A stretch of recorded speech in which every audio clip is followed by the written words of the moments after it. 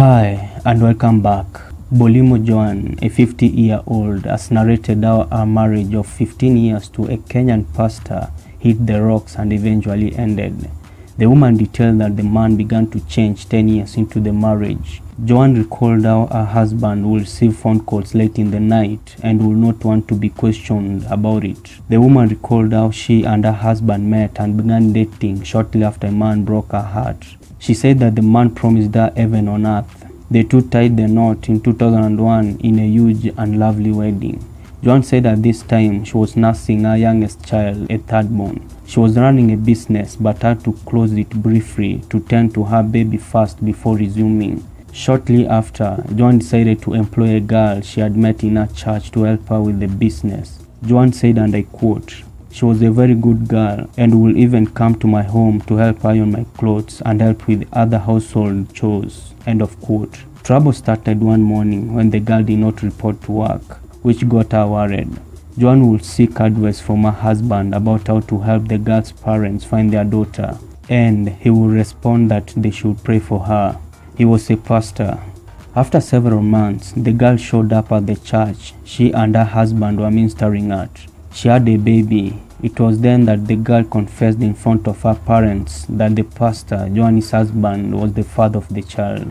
Joan said, and I quote, "She even revealed that she had a second pregnancy, but the husband demanded that she gets rid of it, and she did. She said that my husband did not want to be with her anymore. That was why she was spilling the beans." End of quote.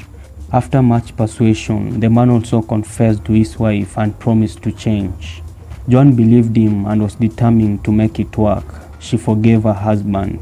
Joan said many people are looking up to them in marriage matters and she could not imagine letting them down.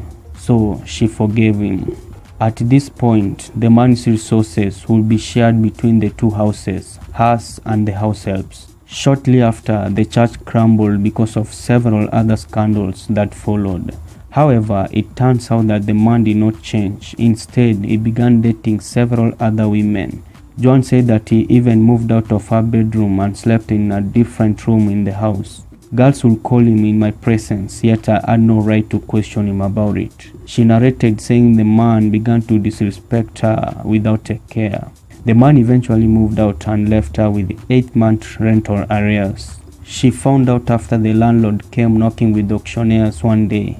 On her own after ending marriage, and in 2016 the woman was on her own with her children. Joan said that she once tried to demand that the man pay school fees for their children, but he refused. So she decided to shoulder the burden as a single mother. She said, and I quote, "I even moved to Nairobi because so many people in my home area, Kakamega, knew my story.